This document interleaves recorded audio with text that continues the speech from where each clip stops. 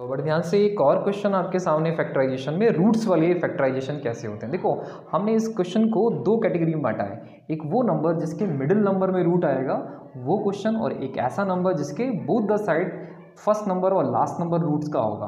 तो हम उन दो कैटेगरी में से फर्स्ट कैटेगरी की बात करें जिसमें मिडिल नंबर में रूट होता है। कैसे इसके फैक्टर करेंगे, बड़े ध्यान से और बड़ी समझदारी से करेंगे। ध्यान देना, सबसे पहला काम, हम इस नंबर को जब इस नंबर से मल्टीप्लाई करते हैं जो मिडिल टर्म स्प्लिटिंग के रूल हैं उसके अकॉर्डिंग, तो आपका नंबर ये कितना हुआ 6x²।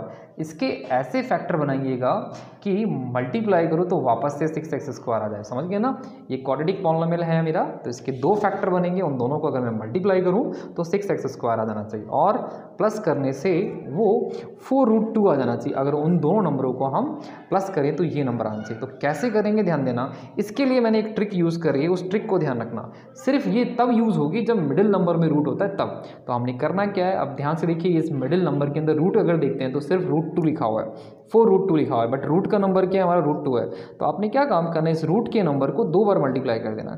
जैसे ही आपने इसको मल्टीप्लाई किया तो आपका नंबर क्या हुआ, √2 × √2 करने से मेरा 2 आ गया। अब हम 2 को, बात ध्यान से, 2 को हम किस नंबर से मल्टीप्लाई करें कि आपका नंबर मल्टीप्लाई करने से कितना आ जाए, 6 आ जाए। बड़े ध्यान से ये वाले 6 से मैच कर जाए। तो आपके दिमाग में आ रहा होगा कि हम भाई 2 को अगर 3 से मल्टीप्लाई कर दे तो आपका क्या आ जाएगा, 6 आ जाएगा। तो आपने करना क्या है, बिल्कुल सही है भाई, 2 को 3 से मल्टीप्लाई करेंगे 6 आ जाएगा, और ये नंबर इससे मैच कर गया। बट अब हमें यहाँ पे कैसे इस क्वेश्चन को करना, उसके लिए बड़े ध्यान से ये जो 3 है ना, इसके भी फैक्टर कर देंगे वापस।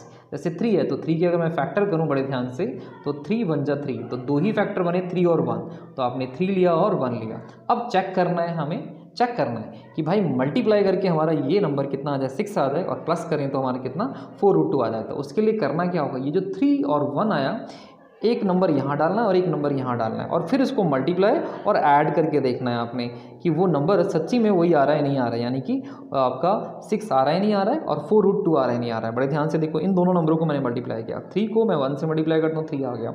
√2 को √2 से अगर मैं मल्टीप्लाई करता हूँ, 2 आ गया। तो 2 3 और 6, ये नंबर मल्टीप्लाई करके मैच कर रहा है। अब इन्हीं नंबरों को आप ऐड करके देखिए, √3√2 और 1√2 को अगर मैं ऐड करता हूँ तो बेटा 4√2 आ जाएगा। आपका नंबर कितना आएगा हमारा, 4√2 आ गया।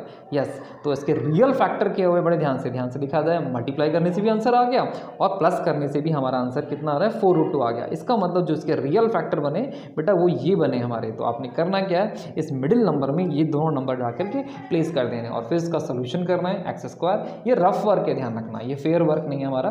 आपका 3 रूट में आपका 2x आ गया, प्लस में 1 रूट में आपका 2x आ गया, और प्लस में आपका 6 आ गया। हाँ, अब इनमें से कॉमन निकालिए, आपका इस नंबर से आपका जो नंबर बनेगा वो क्या बनेगा हमारा, 6 बनेगा हमारा, सॉरी x बनेगा हमारा, और इधर में x बचता है हमारा, यहाँ से आपका 3√2 बच गया हमारा। यहाँ से हम क्या कॉमन निकालें, यहाँ से ध्यान से देखेंगे तो यहाँ से हमारा √2 कॉमन निकला, तभी हमारा यहाँ पे x बचेगा। अच्छा, अब आती है बात, हम यहाँ से √2 कॉमन निकाला तो 6 में से क्या आएगा, 6 में तो कोई रूट का नंबर ही नहीं है। तो आप 6 को रफ में देखो किस तरह लिख सकते हैं। 6 के अगर मैं फैक्टर बनाता हूँ तो 2 × 3 बनता है। अच्छा, बट आपने कॉमन क्या निकाला, √2 कॉमन निकाला है, तो इस 2 को हम लिख सकते हैं कुछ ऐसे, ध्यान से समझेंगे, √2 × √2 लिख सकते हैं, इंटू में 3। अब देखो कॉमन जो निकाला इस ब्रैकेट में से, अब ये 6 की जगह पर ये नंबर है, ध्यान रखना।